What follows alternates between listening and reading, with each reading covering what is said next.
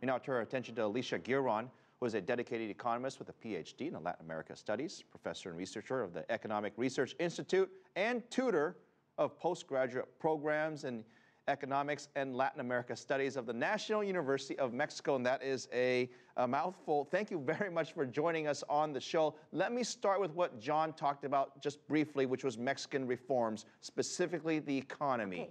Is there something positive that the people of Mexico can look towards in terms of those reforms?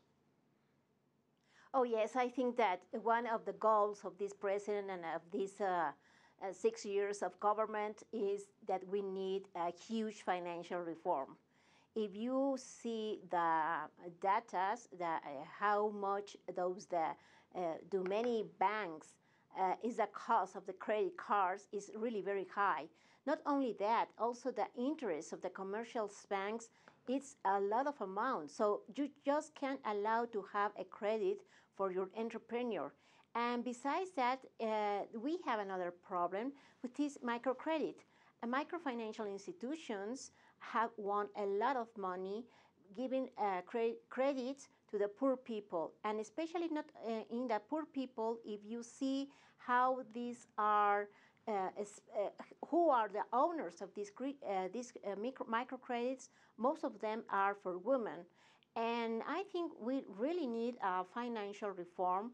And as you know, well, we lost our banks, and that's really a huge problem, because when we had the banking crisis at the end of 1994, and it finished, well, I think it finished until we sold the last bank, the Banamex. We sold that bank to Citi, but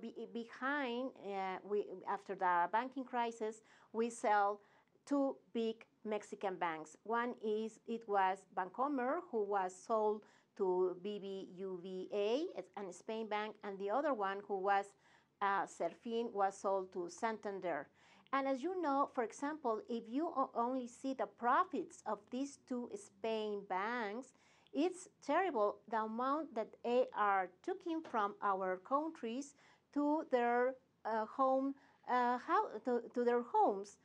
Even those data are in the newspapers. Alicia, that brings up a very good point. Yes. I mean, I understand about the Mexican crisis. I mean, unfortunately, many of us remember that situation very well, although things are significantly better. But here's a bigger question.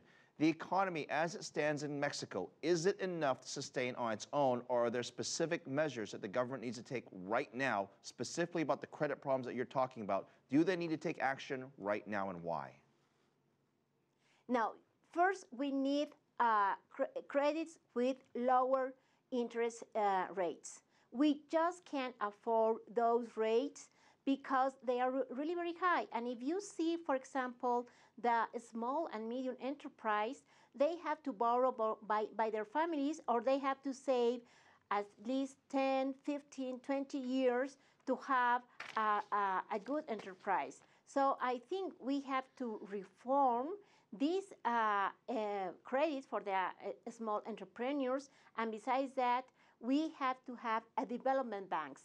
If you see, for example, I have been studying the Chinese financial system, Japanese financial system, and those countries All right, Alicia, grow I apologize, but our window is closing. I want to thank you, Professor Alicia Giron, joining us on Biz Asia America.